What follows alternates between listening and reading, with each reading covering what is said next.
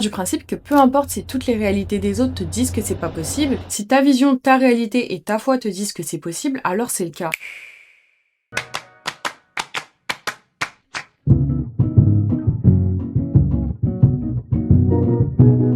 Il y a tellement de choses sur lesquelles j'aimerais m'exprimer aujourd'hui, mais on va essayer de pas faire trop longuement. J'en ai énormément appris cette année et je sais qu'il y a certaines choses qui sont beaucoup plus pertinentes que d'autres. C'est toujours intéressant de voir comment une personne peut vivre une situation similaire, mais peut-être pas la gérer de la même façon.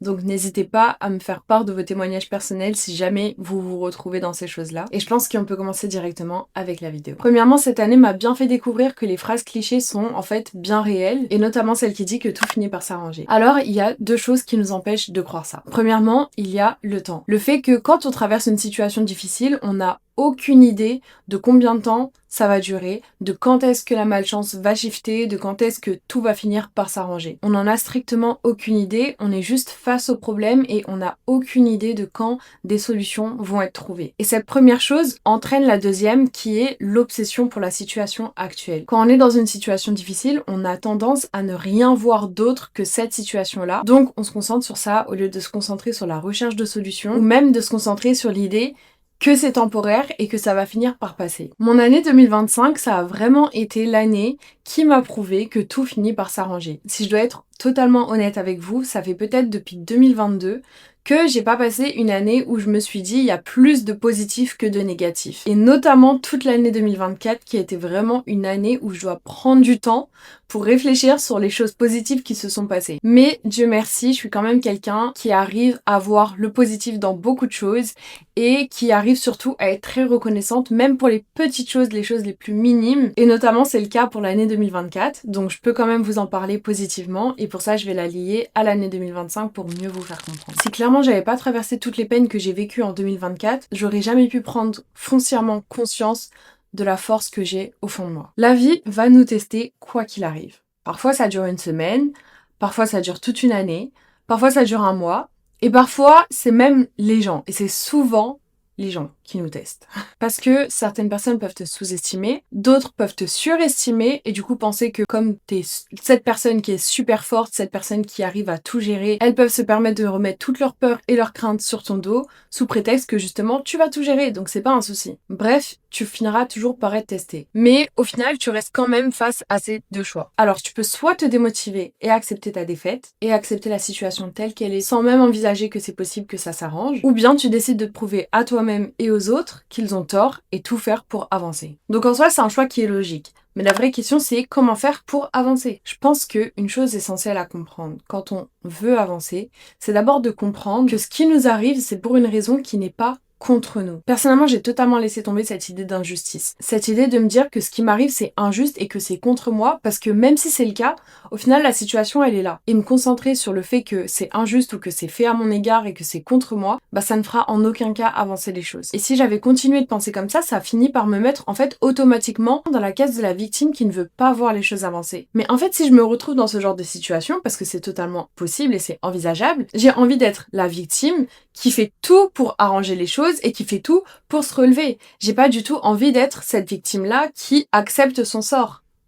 Et penser comme ça, du coup, ça me permet non seulement d'aller de l'avant, mais en plus de ça, ça me permet aussi d'arrêter de voir la vie comme si j'avais que des ennemis, comme si tout était fait contre moi. Je sais que je vous ai beaucoup parlé sur mes plateformes du syndrome du personnage principal, donc je sais que vous n'êtes pas perdu quand j'emploie ce terme-là, mais s'il vous plaît, quand on parle du syndrome du personnage principal, laissez cette vidéo être le signe pour vous de l'utiliser à bon escient. Parce que si vous avez bien compris que dans votre vie, vous êtes le personnage central, faites en sorte que ça soit plus dans une vision, c'est pas moi contre tout le monde, mais plutôt comme c'est la vie qui met tout en faveur pour moi. Et du coup, j'ai l'impression que c'est ce qui m'a permis de passer une bien meilleure année cette fois-ci. Comme j'ai changé d'énergie, j'ai vu les choses changer pour moi. Une autre chose qui m'a permis aussi de passer une bien meilleure année cette fois-ci, c'est l'art du détachement. Et quand je parle de l'art du détachement, je parle pas seulement des choses négatives, mais je parle aussi des choses positives qui étaient déjà présentes pour moi. Ça rejoint ce que je te disais en tout début de vidéo, c'est-à-dire le fait de me détacher de cette obsession pour la situation négative dans laquelle je suis actuellement. Parce qu'au final, en fait, tout finira par s'arranger et ça, je l'ai bien compris et ça a toujours été prouvé dans ma vie. Une de mes philosophies principales, c'est que tout est possible dans la vie. Donc si tout est possible, évidemment que on peut tout créer, tout envisager, tout construire. Mais si tout est possible, alors c'est aussi possible que tout s'effondre et ça, c'est une réalité. Maintenant, là où toi et moi, on peut faire la différence, c'est que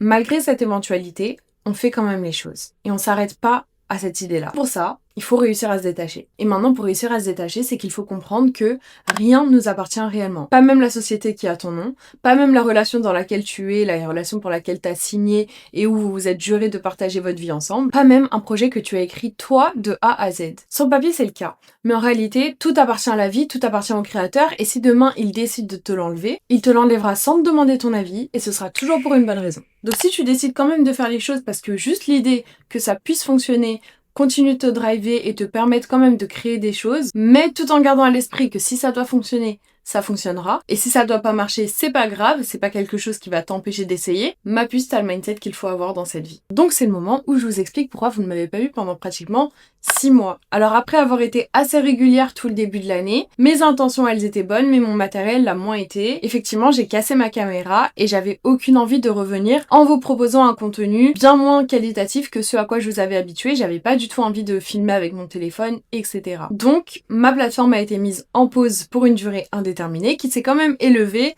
à 6 mois. Est-ce que ça m'a découragée? Absolument pas, parce que me revoici. Par contre, est-ce que ça m'a appris que même ma propre chaîne YouTube ne m'appartenait pas et que tout peut s'envoler du jour au lendemain? Absolument. Et c'est pour ça que quelques changements dans mon investissement pour cette passion va se faire ressentir, vous allez sûrement le remarquer, parce que j'ai aussi compris les choses suivantes. Une autre phrase très cliché, mais tout le monde s'en fiche. Pour être plus précise, je dirais plus que personne ne s'attarde autant aux détails de ta vie que toi-même. Et ça surtout sur internet. Déjà d'une part parce que ça va beaucoup trop vite et que ce qu'on reçoit et ce qu'on ressent c'est rien d'autre que juste de la dopamine temporelle. Donc même une personne qui s'attarde aux détails de ta vidéo, elle finira par les oublier quelques minutes après. Là par exemple quand vous regardez ma vidéo, si vous êtes encore là, vous vous posez sûrement pas la question de combien de temps j'ai mis à l'éditer et pourquoi c'est beaucoup trop long. Comment je vais faire pour éditer plus rapidement, etc. Tout ce qui vous intéresse en réalité c'est rien d'autre que le fond de ma vidéo et ce que ça va vous apporter à vous. Mais très peu de personnes vont se poser les 1001 questions que moi je peux me poser en la réalisant. Et bah ça c'est pareil pour tout et c'est une des choses qui peut t'aider si t'es perfectionniste. Je prends l'exemple des vidéos et d'internet parce que c'est quelque chose auquel on peut tous relater. Par exemple, quand vous regardez la vidéo de quelqu'un, d'un créateur que vous aimez, et que cette personne, en plein milieu de sa vidéo, tout d'un coup, elle se met à vous dire « Faites pas gaffe à mes cheveux, faites pas gaffe au bazar qu'il y a derrière moi, etc. » Ces détails-là, vous les avez sûrement pas remarqués parce que ce qui vous intéresse en réalité, c'est le fond de la vidéo. C'est uniquement au moment où cette personne va pointer ce détail-là que vous allez remarquer cette chose en particulier. Et c'est là qu'il faut comprendre que les détails sur lesquels toi tu t'attardes sont généralement remarqués par les autres uniquement au moment où toi tu vas les pointer parce qu'en réalité, très peu de personnes y portent autant d'importance que toi. Alors c'est vrai que le monde est quand même très curieux, donc c'est quand même possible que certaines personnes relèvent certains détails, mais il faut pas oublier que avant d'être curieux, le monde est quand même très égocentré. Donc si tu n'apportes pas quelque chose de concret à la vie d'autrui, la personne s'en fiche sûrement. Donc au final, apporter un trop plein d'importance à ce que les autres vont penser de toi, ça sert à rien. Il faut plutôt penser qu'est-ce que je peux leur offrir en restant moi-même, en restant authentique, et surtout, et même avant tout ça, qu'est-ce que moi je pense de ça? Est-ce que moi j'aime ce que je reflète? Est-ce que moi j'aime qu'on me connaisse pour ça? Et comment je peux encore plus m'améliorer pour que ça soit qualitatif à mes yeux et qu'ensuite, vraiment après, ça le soit aussi pour eux. Par exemple, je suis pas revenue avec une énorme vidéo YouTube qui s'appelle « Je suis de retour » parce que même si ma communauté m'a quand même cherché sur certains réseaux pendant toute cette période-là, revenir pendant 20 minutes en vous expliquant que c'est parce que j'ai cassé ma caméra et que vous m'avez manqué, ça va pas vous apporter plus que ça et à moi non plus. Je préfère 100 fois revenir avec un contenu authentique qui en plus vous apporte quelque chose de concret, quand même glisser l'information pour qu'on continue à conserver cette proximité, puis vite passer à autre chose qui compte réellement autant pour vous que pour moi. Bref, je pense que vous voyez un peu où je veux en venir. Et enfin, une fois que tu arrives à te détacher et à te dire qu'au final tout le monde s'en fiche, tu vas enfin pouvoir réussir à incarner mon mot préféré, le mot oser. Oser être toi-même, oser te dire et si ça marchait, oser te dire ok je réessaye, oser te dire ok je me lance et oser te dire je suis pas dans la meilleure des situations mais je le fais quand même. Pour moi c'est pas pour rien que le mot oser rime avec gagner. Oser mettre de la vie dans quelque chose par exemple, ça te fait gagner du temps parce que ça détruit tout celui que t'avais accordé à tes excuses. Oser commencer de nouvelles choses, ça te permet de gagner en courage et en expérience. Oser commencer quelque chose que personne ne te pensait capable de faire, et toi la première, ça te fait gagner en confiance en toi. Oser croire en quelque chose, un projet, un rêve qui est bien plus grand que toi, ça te fait gagner en visualisation. Et je rigole pas quand je vous dis que je pourrais continuer pendant des heures. Donc cette année, en 2025, dis-moi dans quoi tu as osé, dans quoi tu t'es lancé alors que t'avais des appréhensions et des peurs. Et si t'arrives pas à trouver ne serait-ce qu'une seule chose, c'est pas grave, 2026 est au bout de la porte. Donc dis-moi, en 2026, dans quoi tu aimerais commencer à oser. Tu sais, la plupart des femmes que je connais et qui vivent leur vie de rêve, qui sont vraiment les femmes qu'elles ont toujours visualisé être, c'est des femmes qui n'ont pas froid aux yeux. C'est des femmes qui n'ont pas peur d'oser et qui n'ont pas peur d'oser devant les autres. C'est des femmes qui prennent pas peur quand on leur dit que leurs projets sont impossibles, que c'est pas réalisable. C'est des femmes qui n'ont pas peur de croire en ce dont personne ne croit. À partir du moment où tu te dis ok bah je vais oser le faire quand même, pars du principe que peu importe si toutes les réalités des autres te disent que c'est pas possible, si ta vision, ta réalité et ta foi te disent que c'est possible, alors c'est le cas. Et c'est tout ce qu'il faut retenir parce que c'est comme ça qu'on avance. C'est comme ça qu'on entreprend et qu'on se persuade